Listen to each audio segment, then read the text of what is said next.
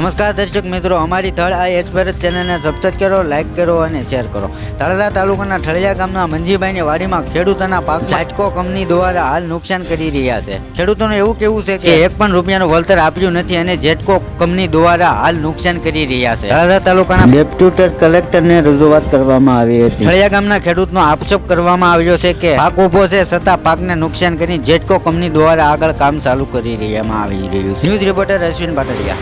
ઠળિયા ગામના ખેડૂતોનું ઝાટકો કંપની દ્વારા હાલ અહીંયા કામ ચાલુ કરવામાં આવ્યું છે, પરંતુ ખેડૂત ભાઈઓને એવું કહેવાનું છે કે 1 રૂપિયાનું વળતર આપ્યું નથી અને ખેડૂતોનું એવી માંગણી છે કે અમને ન્યાય અપાવો. ખેડૂત સાથે વાત કરીએ આપણે.